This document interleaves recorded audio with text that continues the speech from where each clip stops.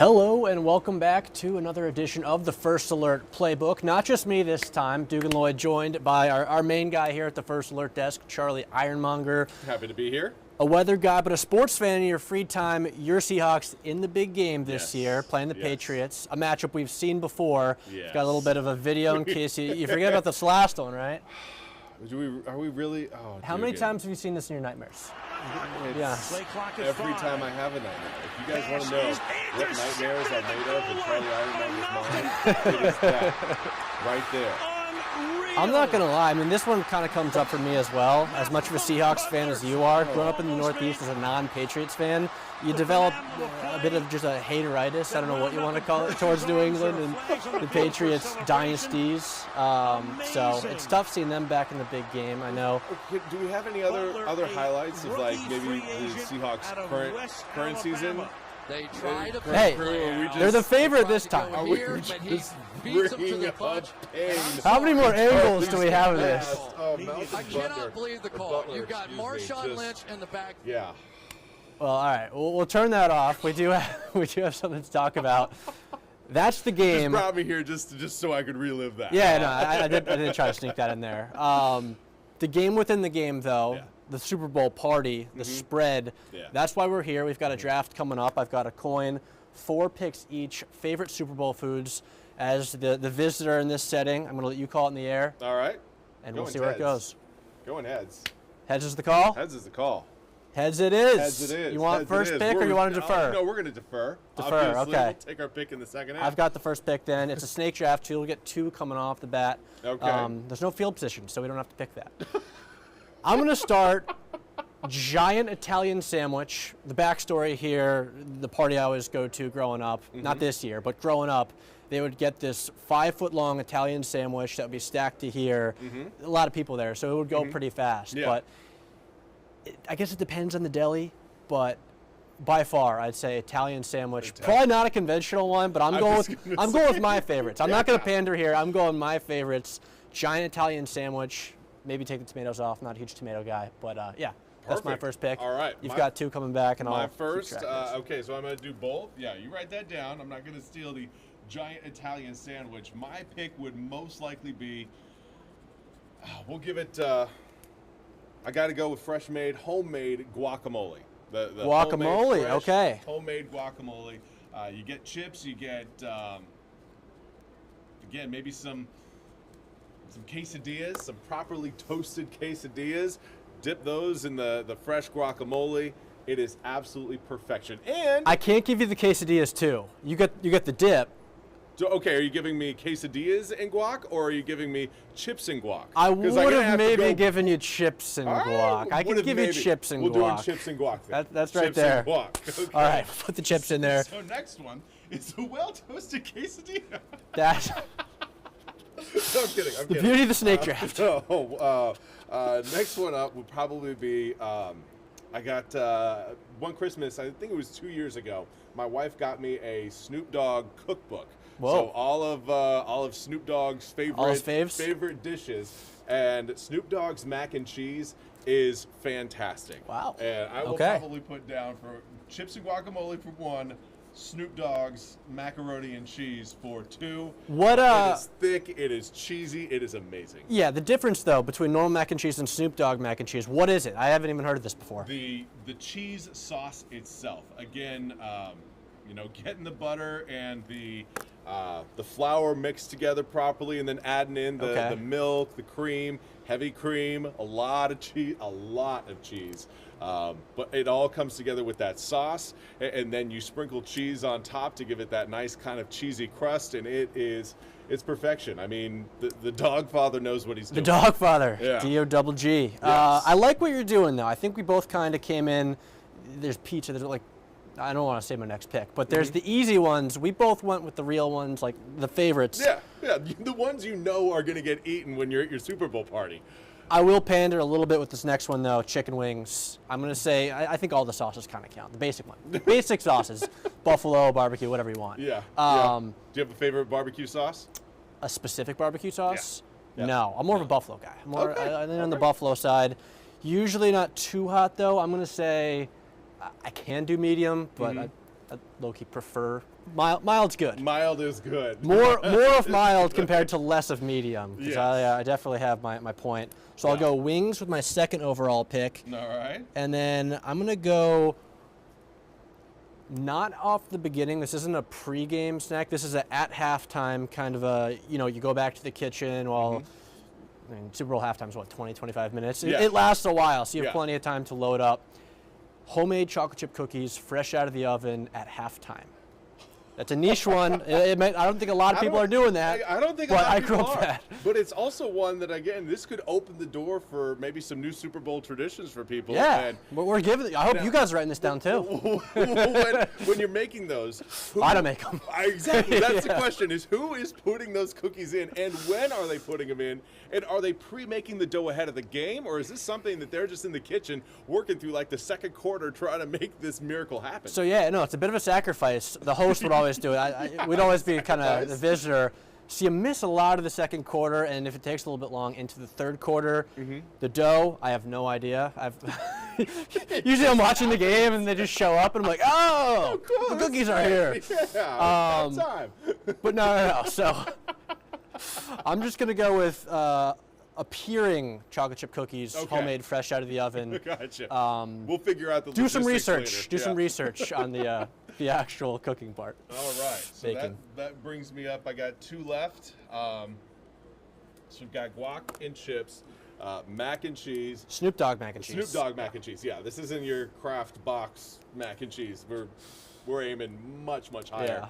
Yeah. I would probably go. I mean, if you didn't take them, some chicken and some bell peppers in a quesadilla. So like a supreme quesadilla. That actually sounds great. But put in, again, a little bit of veggies so you can feel like, all right, I'm getting a little healthy food here. Yeah, but sneak them in there. Exactly. Obviously, some There's chicken, some lettuce in this giant onions, sandwich. Yeah, and bell peppers are really the way to go. So specific chicken quesadillas, right? All right. Yeah, chicken quesadillas. Best kind there is. A great, because again, it still goes with the guac that's my #1 pick. So a little bit of a double answer there, but chicken quesadilla is amazing. They're hand food. Again, it's kind of like it feels like it could be an appetizer, kind of. Exactly, it could be easy as pizza. Yeah. Grip, dip, and there you go. Which obviously then brings me to my next one is pizza. Pizza, all right. Pizza, yeah. I didn't know if it was going to get left off the list or not. It dropped. It did drop. It dropped lower than what I assumed it would be at. I thought you would take it with your third pick there, but no. Pizza is, especially with a frozen pizza or maybe a delivery pizza, very easy to do. Yeah. And you're not going to find a whole lot of people at your party that says, I don't really like pizza. It's a play everyone's going to like. Exactly. The question, though, what toppings, what flavor? I don't love when everything's just all cheese pizza. I want pepperoni. I want sausage. I need some toppings. I don't love like the plain, because I feel like that's the standard. I think we need to make pepperoni the standard. I think pepperoni is more the standard unless you're going over to a house with children.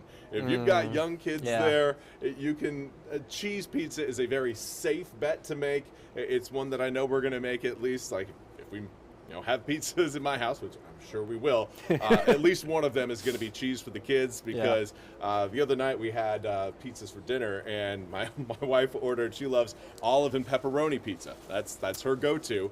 And Iris, my youngest daughter, was trying to pick all of the olives off of her pizza. Thought she had it, took a bite, and then looked at Elise and said, Mom, I can still taste the juice from the olives. Can we just get a cheese next time? It's like, all right, if you can taste it and you spent that much time picking all the olives off, next time we'll go your way. To be fair, I'm in my 20s and I still do that, Iris. So, not a big olives guy. Yeah. All it's right, kind of a lifestyle. What do we got for your last pick here, dude? So I got to wrap this thing up. Yeah. I'm going to go. This is a specific one. I've only had it once last year. Not really a game to focus on too much last year, a blowout, so I had plenty of time to focus on the spread. Yeah. This guy brought, it's like Philly cheesesteak sliders, but it's in, that King's Hawaiian bread? Yeah. He cut it in half, pulled it off, put the topping, the layer down. Yeah, with some cheese and some meats on there. Put it back in. Oh my God, it was awesome. And then sometimes it will take like a sort of like a butter sauce that they'll then drape I'm on sure, top of that yeah. with like some garlic, and then put it back in and roast it, give that extra little flavor. Yeah. Yeah, I've got friends who do that too. Yeah, Alex and Dustin, you guys, the party's out in the back. Amazing with those sandwiches. Wow. Yeah. All right. Well, I feel Another like one. we got some honorable mentions. An honorable mention. What missed the cut? I feel like 7-layer dip. Yeah. A 7-layer dip is one that I probably should have put that as my first. I went full guacamole because in my 7-layer dip, the guacamole is the layer I enjoy the most. But yeah, that's another one that is definitely a good one to bring to a Super Bowl party. And playing off of that, on my list when I was thinking this out beforehand, I had guac, but I had guac / buffalo chicken dip. Usually I'm more of a guac guy, but just for... Do you serve those to Oh, no. Okay. Find them at Trader Joe's or something. But no, buffalo chicken dip I feel like is I don't know why. There's certain foods I like, and then there's certain foods I feel like are football foods. I just feel like buffalo chicken dip kind of falls in the football category. So I feel like I left it off my list, but I like it. Let's read it through, too, what we got. Yeah. So, starting off with, we'll go Charlie first. Homemade guac. Did you say, what do you put in the guac? We didn't hit that. So guacamole, red onion, tomatoes. I usually go a little heavy on tomatoes. You got to take all of the... It's good in guacamole. I'm not a tomato guy. Yeah, Like it in guac. Yeah, make sure you de-seed your tomatoes, get all of that kind of extra juice out of there. Otherwise, it really waters down your guacamole. Salt. Usually I use garlic salt for a little bit extra. And then lime juice, cilantro. I think that's it. And usually, again, 3, 4, 5 avocados, 2 tomatoes, half of a red onion, and then how much does that produce? How much does that? That usually what's the output? Puts out, I would say, about a little bit less than a quart of guacamole. And I mean, depending on what type of chips you have, whether they're the rounds, that'll last a while. But if you've got the big like Tostitos scoops, then the scoops are going to do football some chip. Exactly. All right, next. So we started with the guac. Charlie went Snoop Dogg mac and cheese second. Chicken quesadilla with, was it bell pepper? Gotta have some bell peppers in there. Bell pepper mixed in for the health. Yep. And then we round things out with pizza. Any topping, I think we said either cheese or pepperoni. Cheese or pepperoni, those are the safe bets. The classics. For me, if I got to pick, it would be a Hawaiian pizza. I absolutely love pineapple. Really? Yes. I like pineapple. I've never really done the pizza thing. Never put it together. Yeah, I know there's people I'm sure that have very strong feelings about pineapple on their pizza. Yeah. I too have those strong feelings, but I'm for. All right, what do you got? What do you got? We started off giant Italian sandwich. Usually like I don't know how big the table is in this situation, but it takes up a lot of space on the counter. Okay. Then we go chicken wings, buffalo, more buffalo, but some barbecue. Chocolate chip cookies, fresh out of the oven at halftime or maybe the third quarter. Very specific one. Takes up a lot of space in this paper. Your timing pinpoint on that. Yeah. You want me to attend this party? It better be good. Then we round things out with, again, another specific one, but the buffalo or the King Hawaiian bread with Philly cheesesteak layering inside. It's tough to say how many of those you're actually going to eat because they're so small, but hey, they fly off the pan. they get gone. And a couple other ones I missed. M&Ms. I like a handful of M&Ms. Mix it up. Little energy, little sugar. Yeah, we didn't really go heavy on the sugary output here. No, not at all. Those are always certainly on the table when Super Bowls happen. Yeah, the big key I think is don't eat a big meal. It's got to be all small stuff. Mix things up. It's a long night, long halftime. Exactly. A lot of timeouts, a lot of commercials to watch. And again, a lot of people watch for the commercials. So it's always one whenever you're putting your plate together. You got to think about what's your priority. What do you want to see? If you're not a big football person, then maybe get it all together in the second quarter. That way you can sit with your plate and you've got your halftime show full of commercials ready to go. I have a feeling both of us will probably be a little bit more interested in the game itself. Do we want to round this out with how we're feeling? We teased you with the Malcolm Butler play earlier, but didn't deserve redemption. That, but here we are, we got? living it anyway. I think the Seahawks are going to win. I believe it's going to be 31-24. It's going to again be mostly a 2-possession game, but I think the Patriots at the end will get a last field goal, won't get the onside kick, and then Seahawks run out the clock.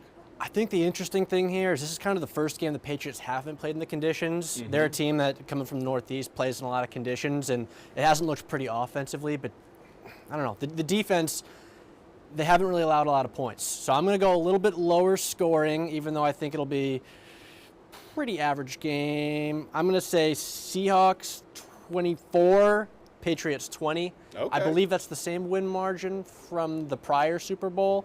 Yeah, 28-24 in that last one. So this time, Seattle on top, going for the second. I hope so. Second title all time. So do I. Can't lose to the Patriots again. And, I can't visit home. I can't visit home if the Patriots win this again. So, bottom of the line, we appreciate you watching, and we'll see you next week at 2:30 on the First Alert Playbook. Thank you.